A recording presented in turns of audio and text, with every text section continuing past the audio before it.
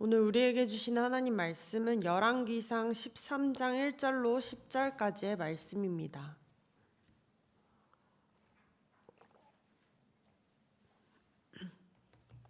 열왕기상 13장 1절로 10절, 제가 가진 성경으로는 구약성경 536페이지에 있습니다. 다 찾으신 줄 알고 제가 한 절, 여러분이 한 절씩 교독하도록 하겠습니다. 보라, 그때에 하나님의 사람이 여호와의 말씀으로 말미암아 유다에서부터 베델에 이르니 마침 여로보암이 제단 곁에 서서 분향하는지라.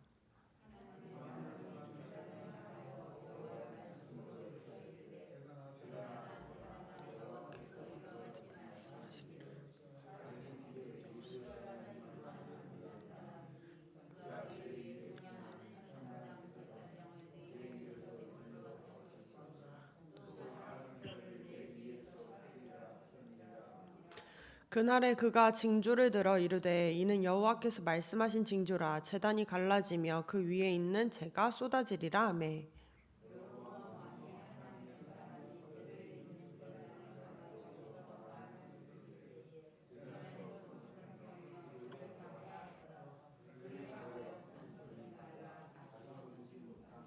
하나님의 사람이 여호와의 말씀으로 보인 징조대로 제단이 갈라지며 재가 제단에서 쏟아진지라.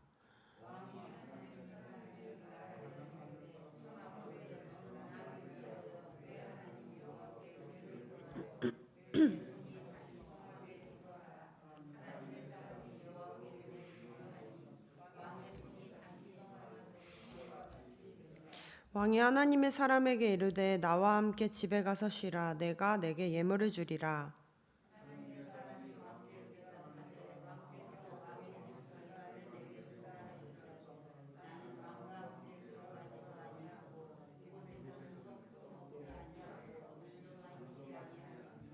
이는 곧 여호와의 말씀이 내게 명령하여 이르시기를 떡도 먹지 말고 물도 마시지 말고 왔던 길로 되돌아가지 말라 하셨음이니이다 하고 다른 길로 가고 자기 베델에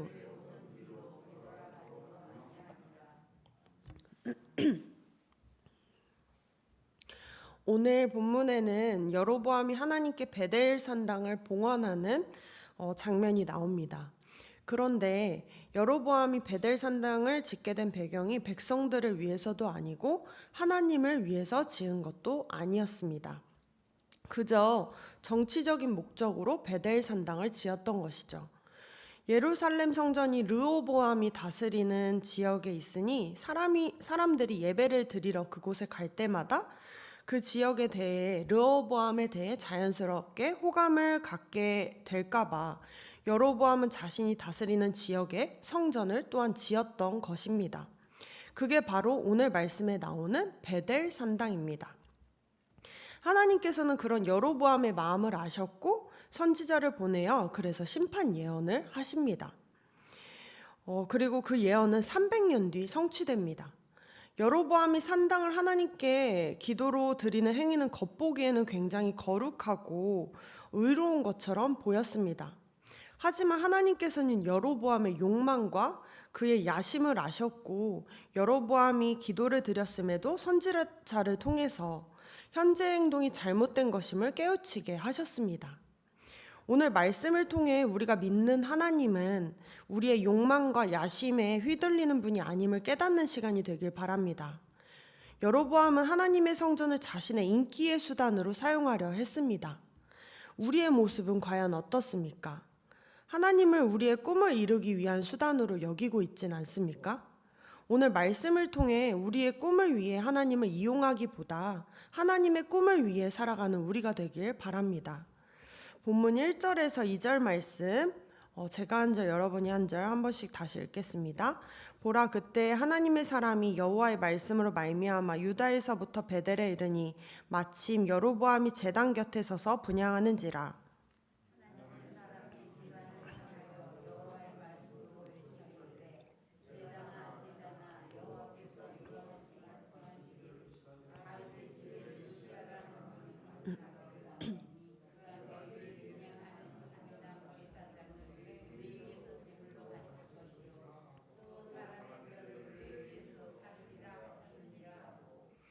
아멘.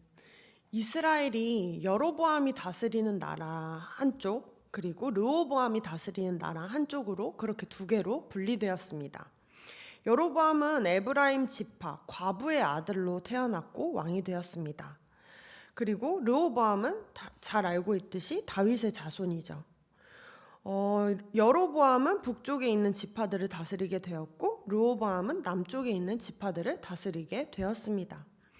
이스라엘에는 솔로몬이 봉헌한 예루살렘 성전이라는 성전이 하나밖에 없었는데 그 지역은 르호보암이 다스리고 있는 지역 남쪽에 위치해 있었습니다. 여로보암은 그래서 불안했습니다. 계속 자신의 백성들이 예배를 드리러 갈 때마다 예루살렘에 갈 텐데 계속 가게 되면 그 지역에 대한 좋은 마음도 생기고 르호보암에 대한 마음도 좋게 바뀌어 자신의 백성들을 자신이 잃을까 하여 자신이 다스리는 땅에도 성전을 짓게 됩니다. 그게 오늘 본문에 나오는 베델산당입니다. 이제 성전을 지었으니 하나님께 이 성전을 봉헌하기 위한 기도를 합니다. 근데 이름도 제대로 언급되지 않은 선지자 한 사람이 등장하여서 기도하는 여로보암을 향해 이 제단이 심판을 당할 것이라 심판의 예언을 듣게 됩니다. 이 예언은 300년 뒤 유다 왕 요시야를 통해 성취됩니다. 한번 말씀 찾아보겠습니다. 열왕기하 23장 15절입니다. 제가 읽겠습니다. 또한 이스라엘에게 범죄하게 한 느밧의 아들 여로보암이 베델에 세운 제단과 산당을 왕이 헐고 또 그 산당을 불사르고 빻아서 가루를 만들며 또 아세라 묵상을 불살랐더라. 하나님의 말씀은 꼭 이루어집니다. 사람의 지식과 경험과 능력은 언젠가 무너집니다. 그러나 하나님의 말씀은 언제나 변하지 않고 그것은 꼭 이루어지기에 우리가 의지할 것은 하나님의 말씀뿐임을 믿으시길 바랍니다. 다시 본문으로 돌아오면 하나님의 선지자는 기도드리고 있는 왕을 향해 저주를 한 것이니 목숨을 걸고 저주를 한 것이나 다름이 없었습니다. 옆에서 왕이 기도하고 있는데 저주를 한 거니 이제는 죽을 일밖에 남지 않았죠. 왕은 여로보암은 잔뜩 화가 났습니다. 본문 3절에서 5절 말씀 함께 읽겠습니다. 그날에 그가 징조를 들어 이르되 이는 여호와께서 말씀하신 징조라.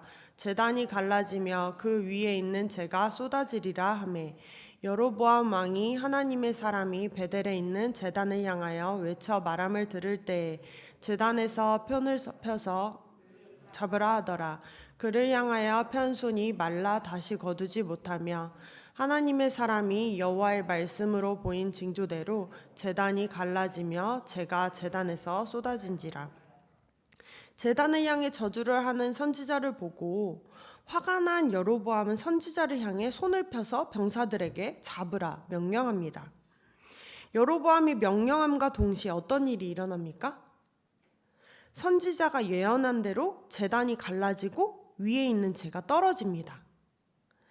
하나님의 예언이라는 것이 분명해졌습니다.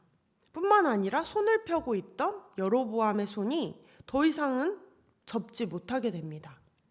하나님의 선지자를 해하지 못하도록 하나님께서 여로보암에게 벌을 내리신 것입니다.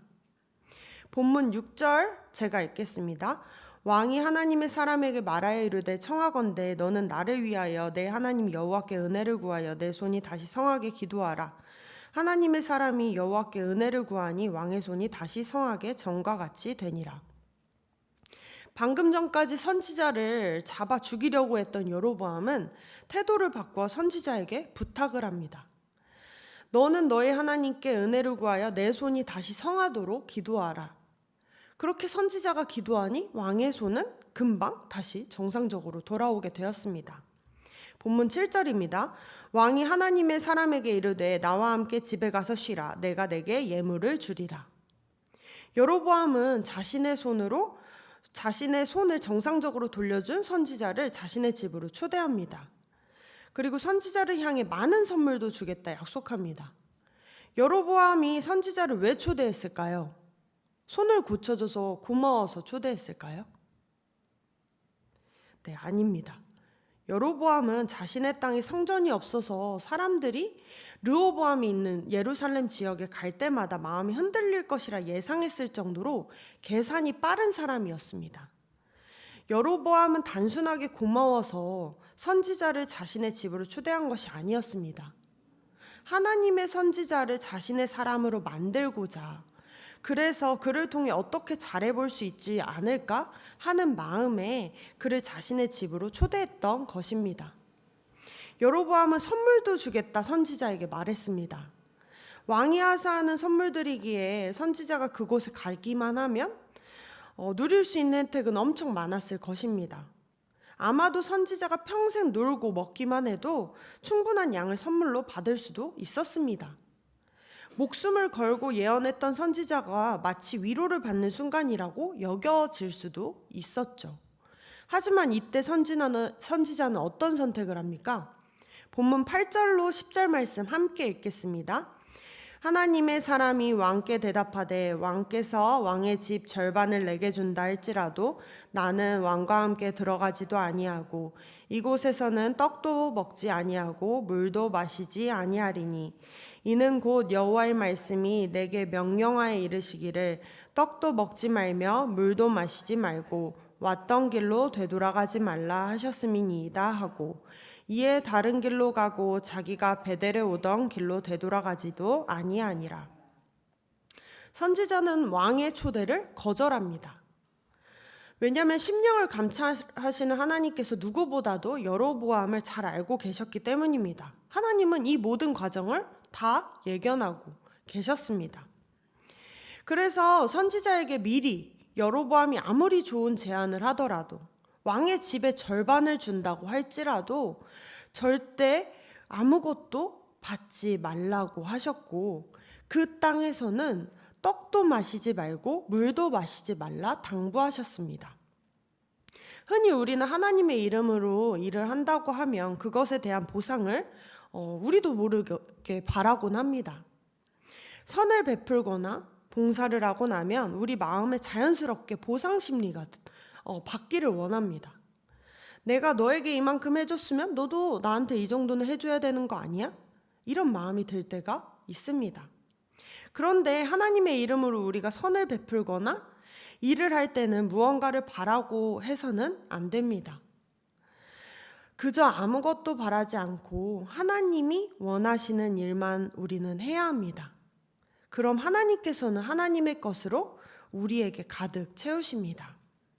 말씀을 정리하겠습니다. 여로보암은 성전을 하나님을 위해 짓지 않았고 백성을 위해서도 짓지 않았습니다. 그저 자신의 유익을 위해 하나님을 이용했던 것이죠. 믿음 생활은 우리의 유익을 위해 하는 것이 아닙니다. 믿음 생활을 하다 보니 우리 삶에 유익이 더해지는 것이지 유익만을 위해 하나님을 이용하는 것은 하나님께서 기뻐하시는 일이 아닙니다. 또한 하나님의 일을 할 때 우리는 무언가 보상을 바라서는 안 됩니다. 대가를 바라며 선을 베풀고 일을 하다 보면 우리는 어느 순간 거짓 믿음의 길 한가운데 있을 것이기 때문입니다. 따라서 우리는 하나님의 시선만을 의식하며 신앙의 걸림돌이 될 일들을 사전에 차단하며 살아가야 합니다. 사랑하는 성도님들, 비록 우리가 이 땅 가운데 살아가는 인생이지만 우리의 꿈을 바라보기보다 이전에 하나님의 꿈을 먼저 바라보는 귀한 성도님들 되시길 바랍니다. 오늘 하루 살아갈 때 하나님의 꿈을 먼저 묻고 하나님의 시선만 의식하며 살아가는 저와 여러분이 되길 기도하겠습니다. 기도하겠습니다. 사랑의 하나님, 오늘도 우리에게 귀한 하루를 주심에 감사드립니다. 오늘 하루 살아갈 때 나의 욕심을 위해 하나님을 이용하지 않게 하시고 하나님의 꿈을 위해 살아가는 인생 되게 하여 주옵소서. 예수님의 이름으로 기도드립니다. 아멘.